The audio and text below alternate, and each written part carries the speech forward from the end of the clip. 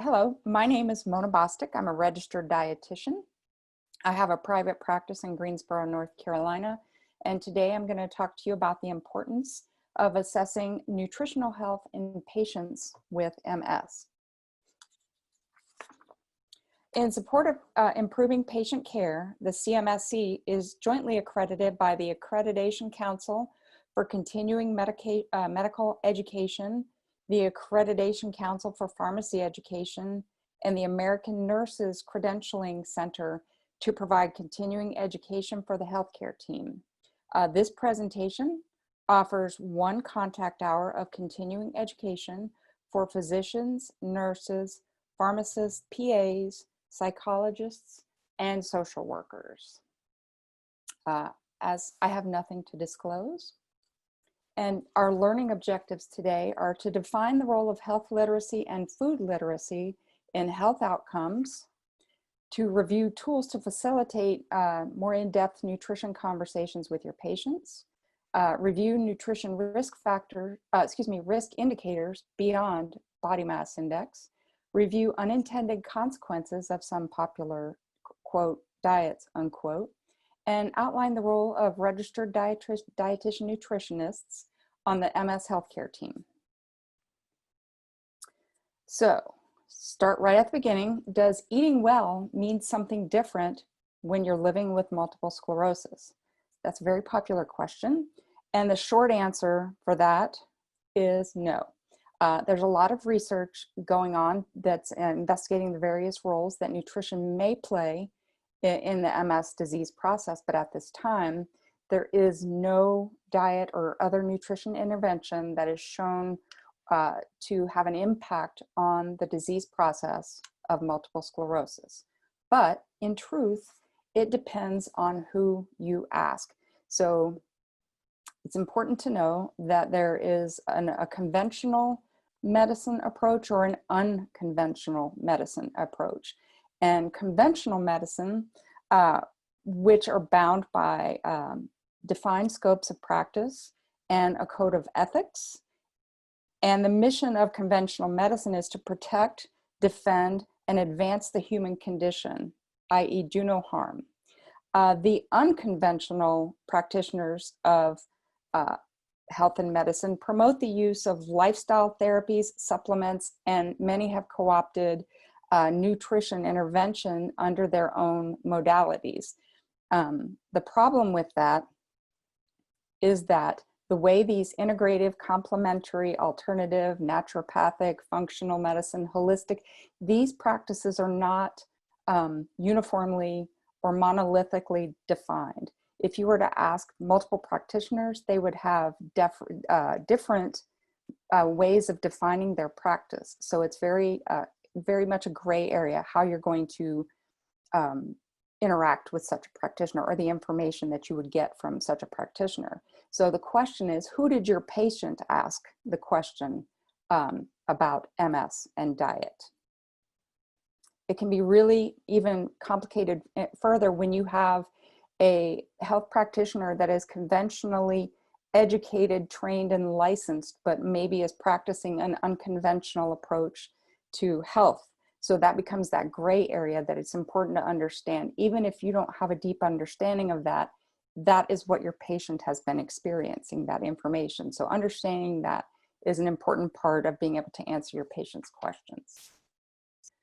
But as it relates to a conventional clinical nutrition practice, dietitians like myself, we practice what's known as the nutrition care process, which is a systematic approach to providing high quality nutrition care, and it consists of 4 distinct interrelated steps. Beginning with the nutrition assessment, the dietitian collects and documents information such as food nutrition related history, biochemical data, medical tests and procedures, anthropometric measurements, nutrition focused physical findings, client history. If it's appropriate, we will determine during the nutrition assessment in selecting the appropriate nutrition diagnosis, i.e. naming the specific problem. This would be in addition to a medical diagnosis.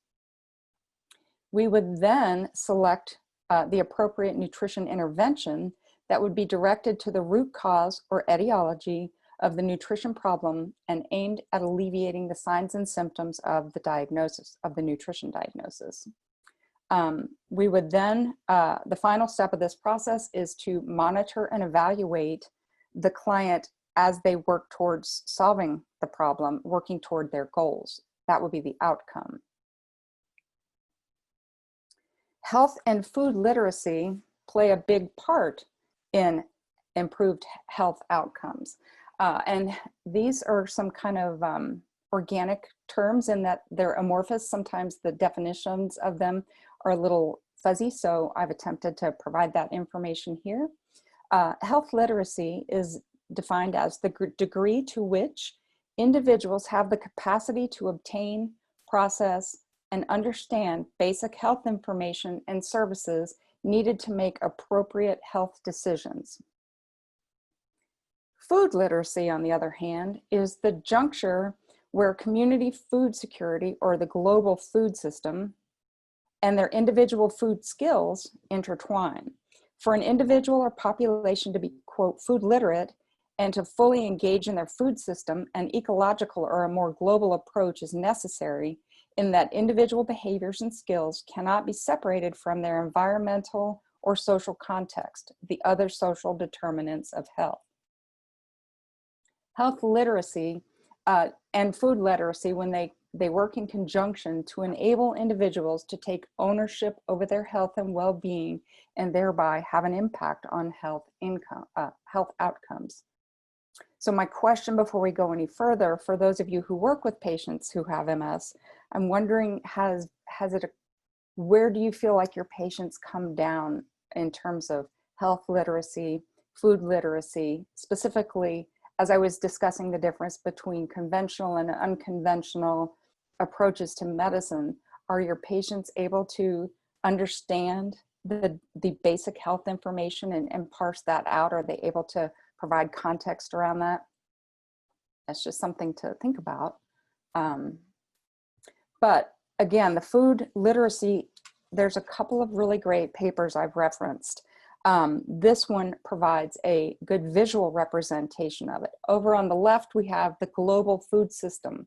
What the food system, the programs, the access, the affordability, what might be available to any given person or population. And on the other side are the social determinants of health. The individual food skills, the knowledge, the access, the beliefs, or the culture in which that's going to intertwine with the global food system. And that is going to contribute to food literacy and ultimately health and well-being. The Vidgen paper went a little bit more granular as they looked at the definition of food literacy. They defined it on a more granular or practical level and identified 11 components of food literacy, which fell into the domains of planning, management, selection, and preparation, and eating.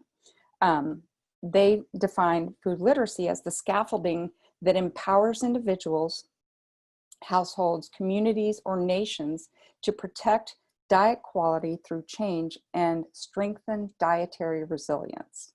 And resilience is something we definitely want to promote in folks living with MS. So I really love that definition.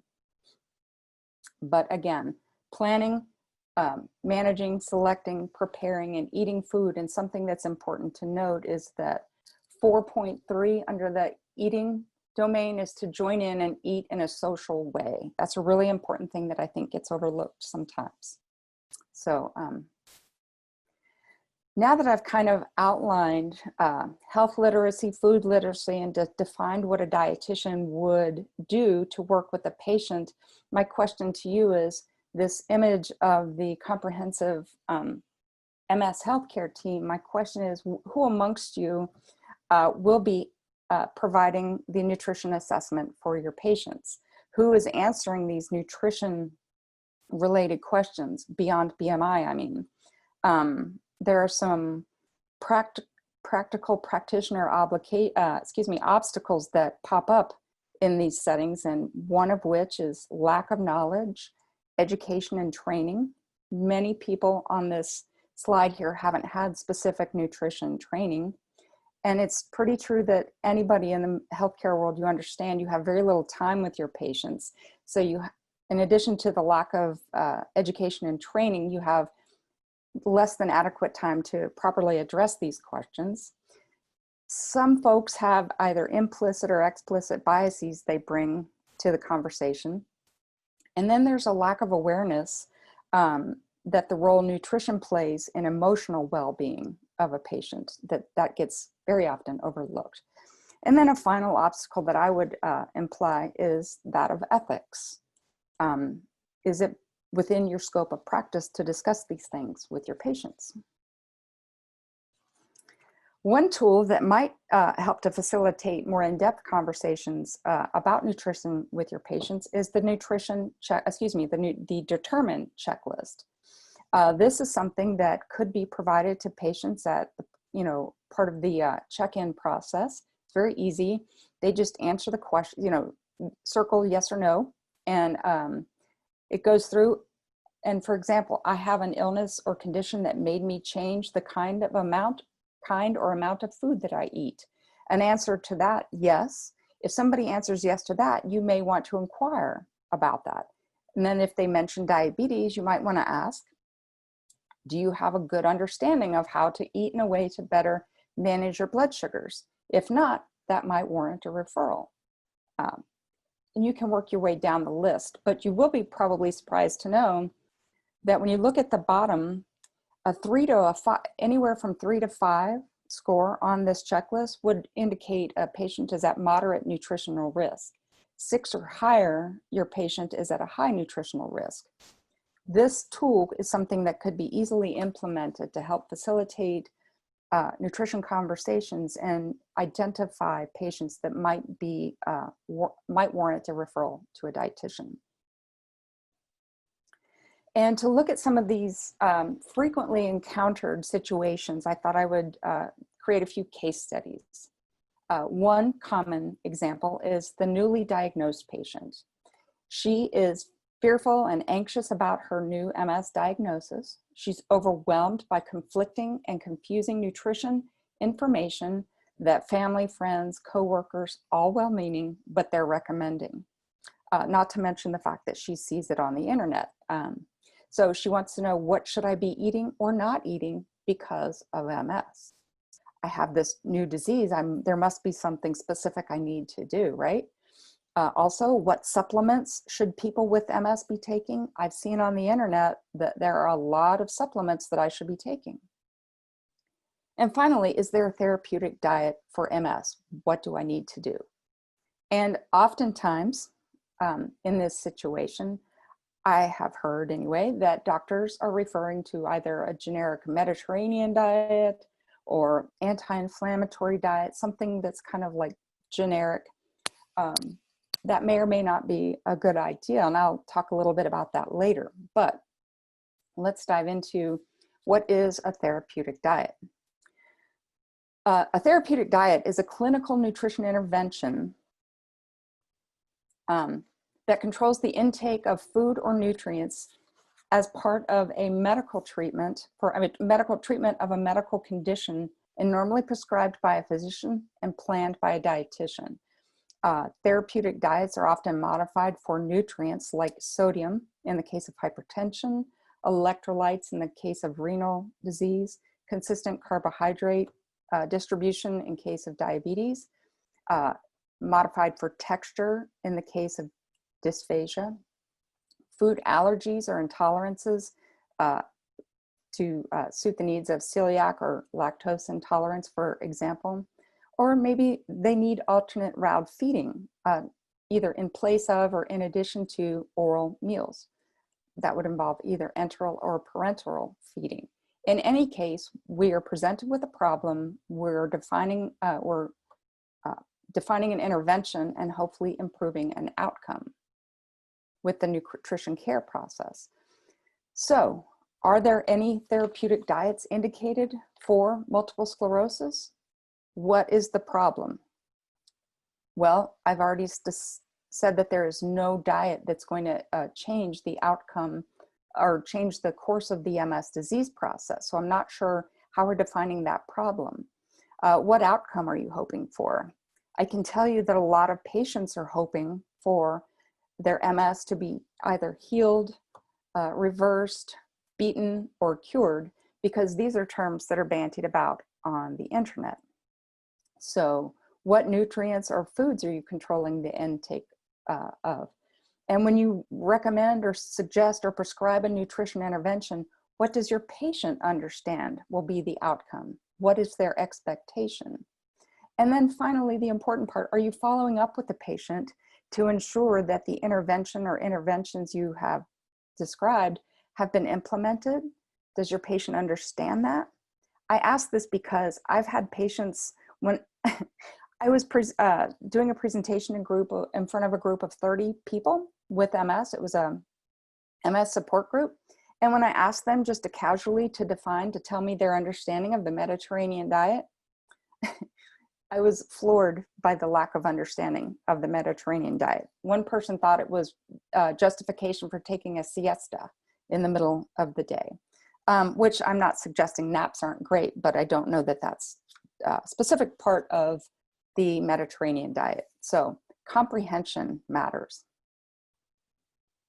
So getting back to our case study, I would suggest that a nutrition diagnosis for this person would be food and nutrition knowledge or skill deficit, that's that food and health literacy, related to the new multiple sclerosis diagnosis and lack of prior exposure to nutrition-related information, as evidenced by the reports that she is overwhelmed and confused. So the intervention that I would provide for this would be to educate her, to do some myth busting, and to guide and support her as she makes any changes, should she see any fit to be worked on. If there's something she wants to work on, I can provide education around that and then support through follow-up.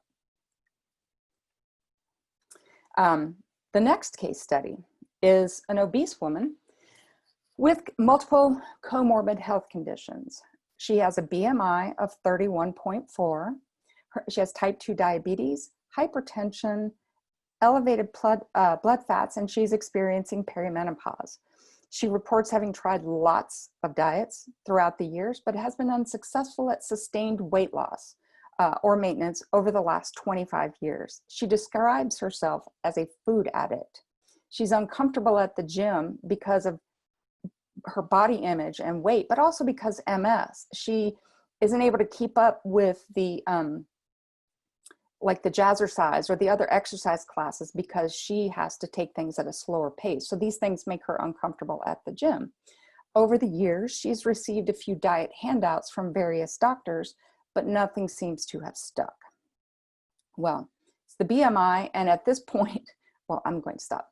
The role of comorbidities in MS health outcomes is significant. We know a lot about the role that comorbidities play in health outcomes. And so because there is no therapeutic MS diet, it would seem to be appropriate that we address the comorbidities. And often though, the prescription is for weight loss. The assumption being that if they lose weight, then these other things will take care of themselves. But to quote Linda Bacon, we have lost the war on obesity. Fighting fat has not made fat go away. Extensive collateral damage has resulted instead. Food and body preoccupation, self-hatred, eating disorders and discrimination, and poor health. Few of us are at peace with our bodies, whether because we're fat or because we fear becoming fat. So I'd like to introduce you to the idea of weight stigma. What is weight stigma? It's weight bias or weight-based discrimination. It can be thought of as a psychological stressor. It's a broad range of experiences from minor everyday instances of differential treatment, microaggressions, to being treated unjustly in specific context, in an employment situation, for example. The social devaluation and denigration of people who are perceived to carry excess weight, which leads to prejudice, negative stereotyping, and discrimination towards those. But it is thought that it could become a vicious cycle. The weight stigma contributes to increased stress, which contributes to increased eating and increased cortisol, which contributes to weight gain, and it just becomes a vicious cycle. Does weight stigma have health effects? In fact, it does. Weight stigma in medical settings can lead to avoidance of medical care. It can contribute to implicit and explicit bias from healthcare providers, including dietitians. Can lead to a misdiagnosis and misattribution of symptoms based on weight. Can contribute to a greater likelihood of being prescribed weight management instead of necessary interventions for actual health outcomes. Lower likelihood of patient following provider recommendations, delaying care, and which can lead to worse health outcomes and more advanced disease states. And there's actual research to suggest that comorbidity, obesity and obesity-related comorbidities delays diagnosis and increased disability at diagnosis with MS.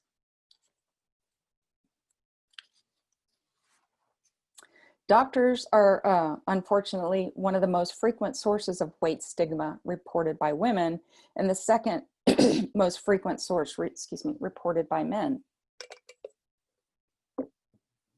which can contribute to false positives and false negatives. Smaller bodied people are deemed healthy and larger bodied people are deemed sick, but it's impossible to identify health or the absence of health just by looking at the outside of a person. There are several barriers thought to contribute to the under-recognition and under-treatment of obesity. Physicians' negative attitudes towards patients with obesity and their view of themselves as not prepared to treat obesity are two such barriers. And I love this cartoon. I actually don't. The patient has got an obvious situation going on and the doctor is prescribing weight loss. Unfortunately, it's too common. More health effects related to weight stigma.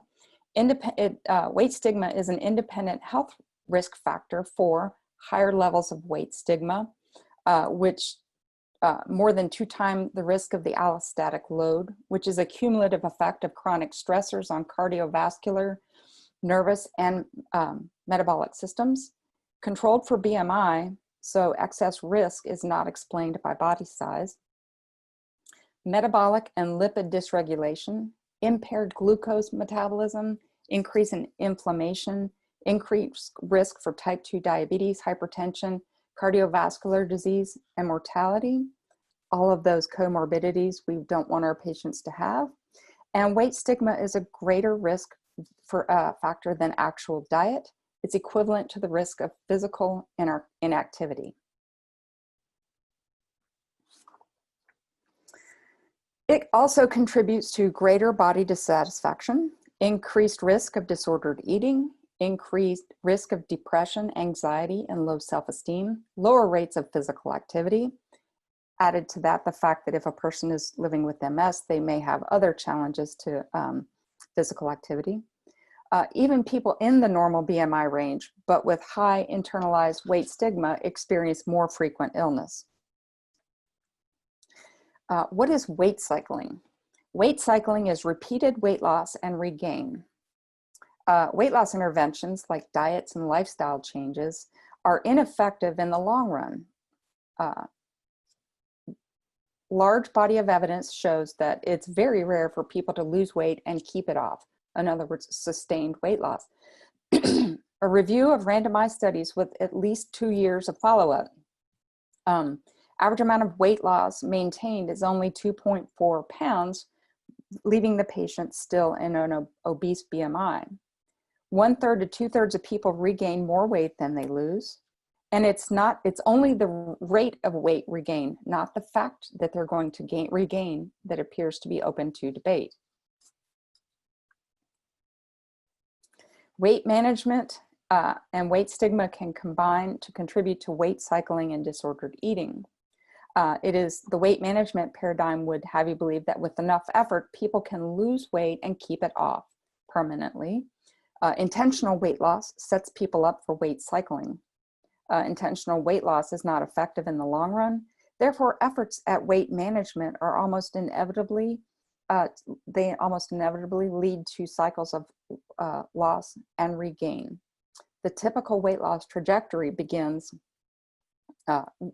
weight reaches its lowest point at 6 months of the intervention, and then it starts increasing at about 1 year. Weight of regain speeds up over time, but the bottom line is people trying to lose weight are more likely to weight cycle than not.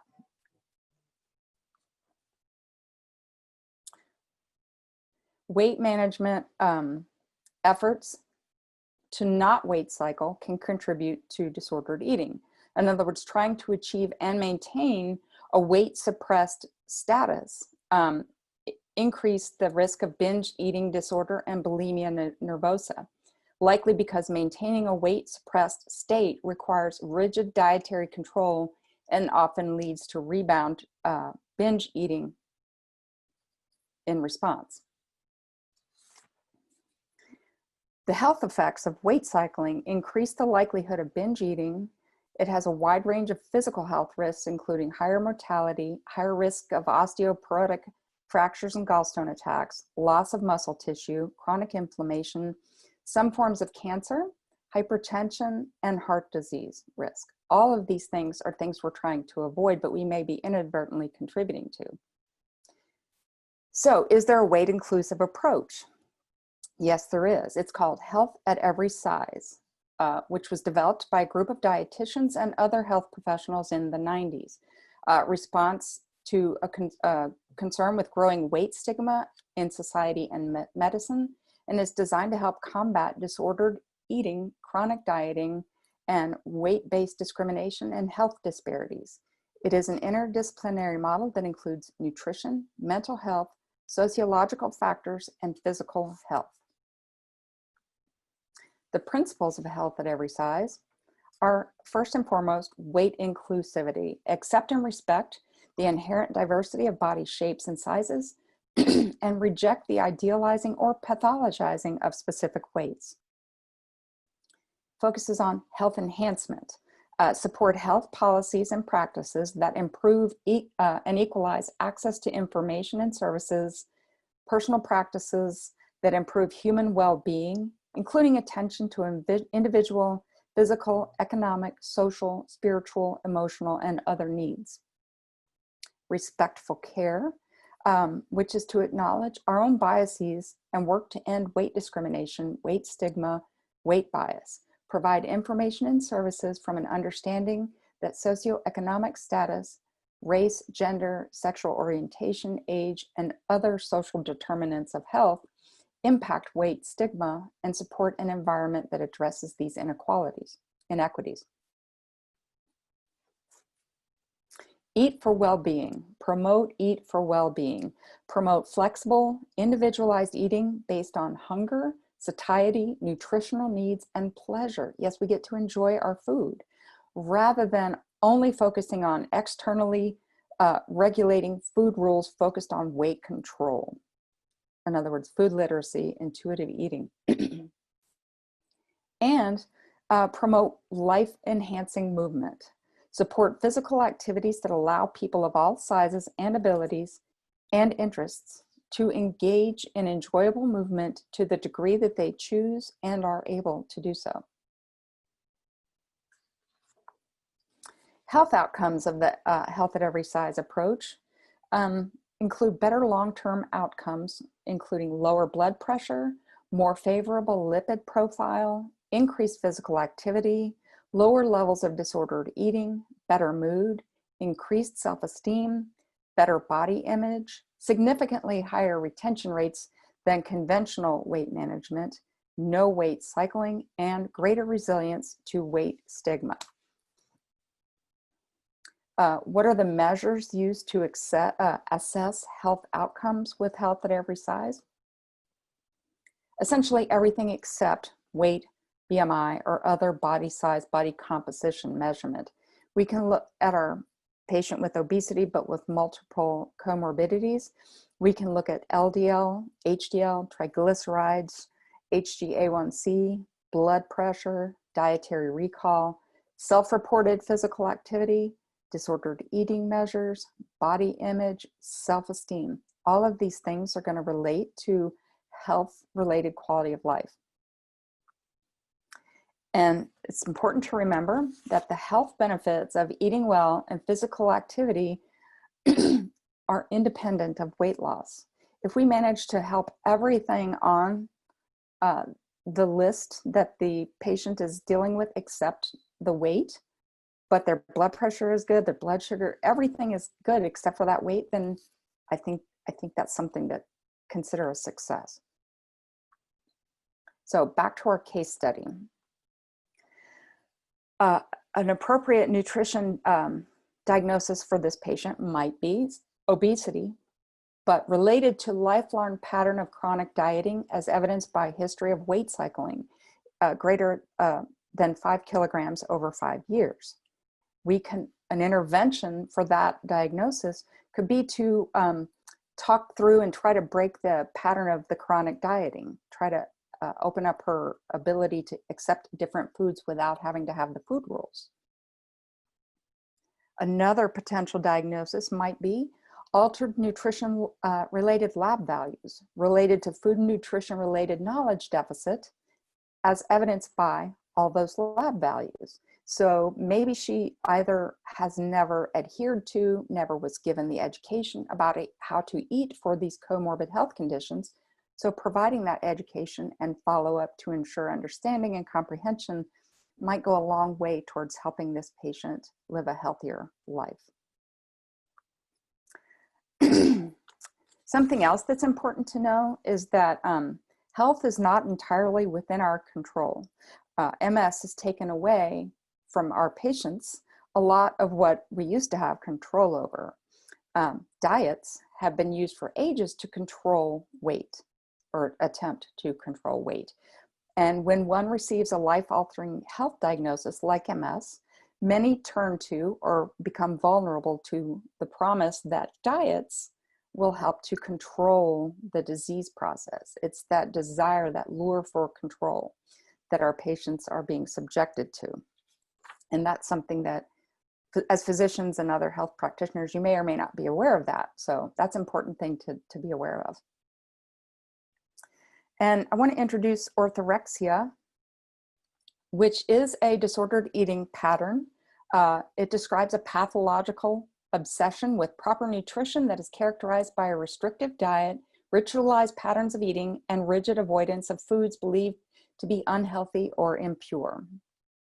These folks adopt healthy eating habits, given a desire to be healthy, natural, pure, entertaining unrealistic, if not magical, beliefs about certain foods. And this practice is often exacerbated by health-related anxiety.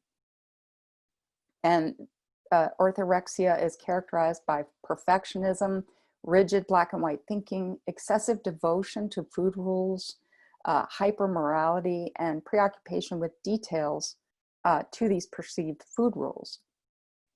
And unlike other disordered eating practices, which people try to keep hidden and keep secret, orthorexics are more likely to flaunt their habits, describing that they have to follow this diet and they can't, have this food because of its impurity and so on. So they're more likely to flaunt these habits.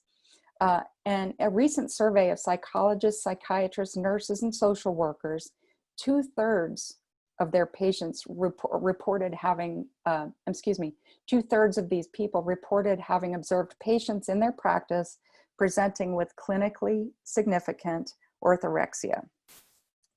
So it's out there under the surface. You may or may not be aware of it, but when your patient, which I'm going to introduce you to our next patient, wants to manage their MS naturally, you may recognize this patient. They do not trust Big Pharma. They prefer to manage MS naturally. They want to know what supplements will help to, quote, heal their gut.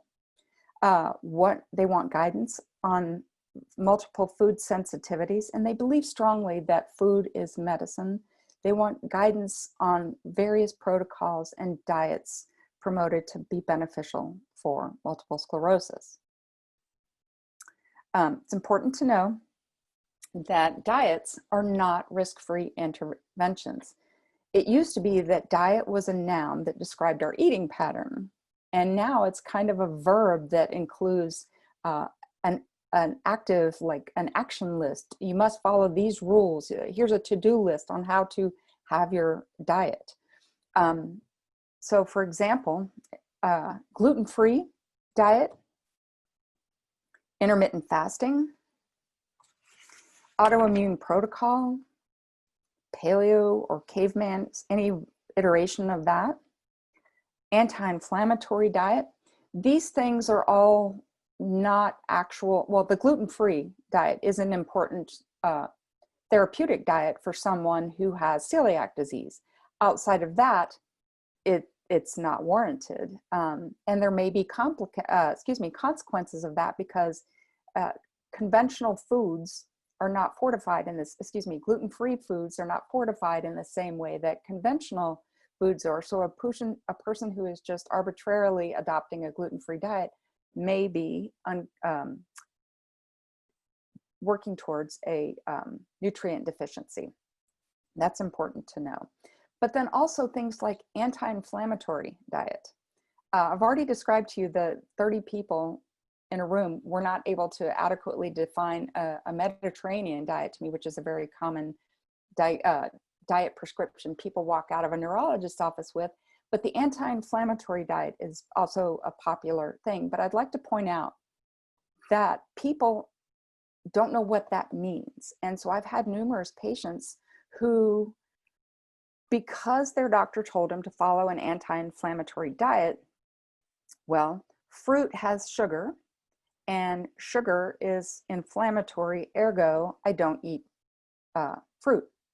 They cut out dairy because dairy is considered by someone to be inflammatory, so they're no longer consuming dairy. And they can apply an inflammatory principle to just about any food, depending on what article they're reading on the internet. So when you prescribe these things, are there any consequences? What are your patient's expectations? Have you considered any unintended consequences? And I would like to point out that just about all of these ones listed here are restrictive, very restrictive. And in fact, restrictive diets can lead to nutrient deficiencies, inadequate calories, and contribute to malnutrition. But the truth is that the world over, our mortality is caused, as it relates to diet, more by what we're avoiding than what we're eating. So if you're gonna just generically make recommendations, I would encourage you please to focus on balance, variety, and include, like, adding things, focus on adding things like fruits, vegetables, whole grains, as opposed to eliminating or restricting something, something to be mindful of. So back to our case study.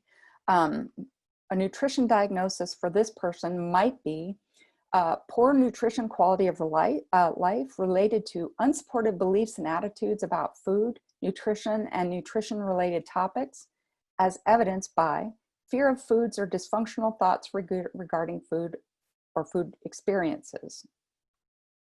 Alternatively, we might, with more information, we might discover that she's practicing a disordered eating pattern related to disbelief in science-based food and nutrition information, as evidenced by avoidance of foods or whole food groups, as well as the intake of CAM products, dietary supplements that may be unsupported for health.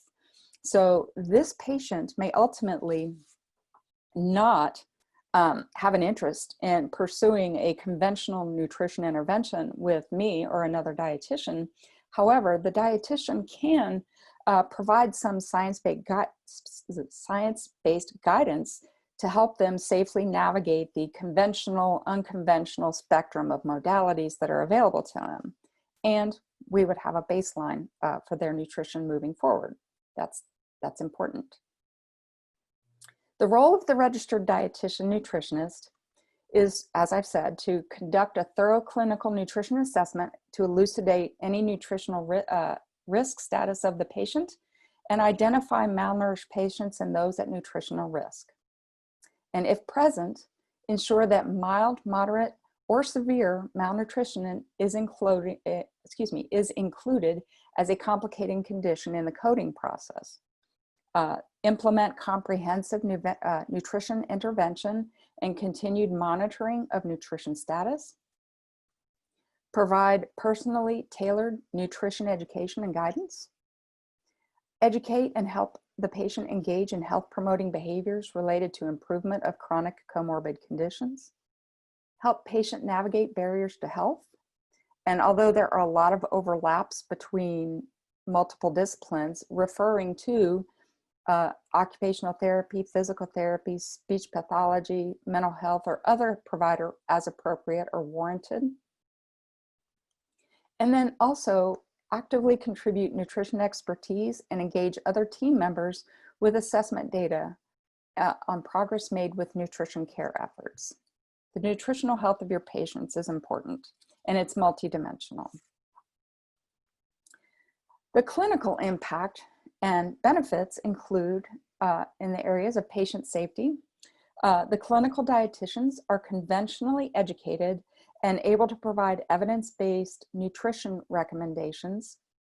And then dietitians familiar with the unique challenges faced by the MS population can educate around the safe use of complementary modalities, help them navigate that spectrum. Yes, and patient satisfaction. Your patients want this information. They have lots of questions about nutrition. They also want and need guidance and support during behavior change. They want something beyond the handout. And then finally, improved health outcomes. Dietitians are trained to assess nutrition status and recommend interventions to improve health outcomes. I've outlined several of them in this presentation.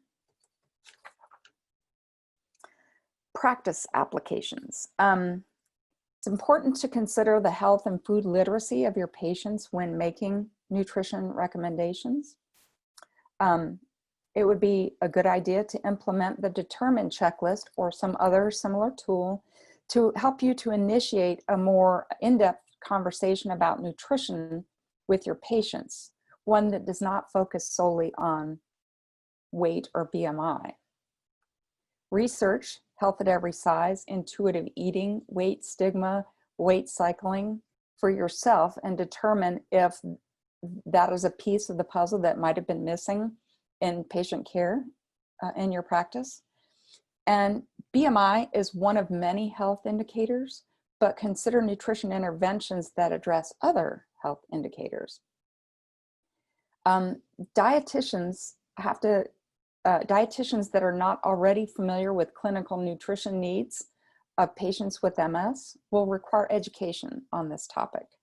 And before that can really happen, it's important to include registered dietitians in the interdisciplinary MS healthcare team. The lack of understanding and education comes from having been absent at the table. Dietitians have not been included in this MS-specific conversation. Therefore, the outreach has not been there.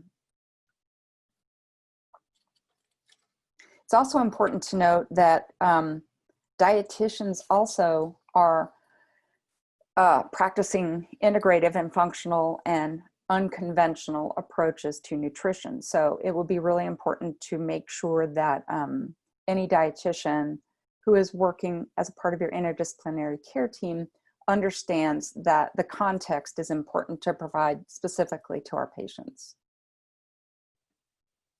And I've included quite a few references for your reading pleasure. And that concludes my presentation.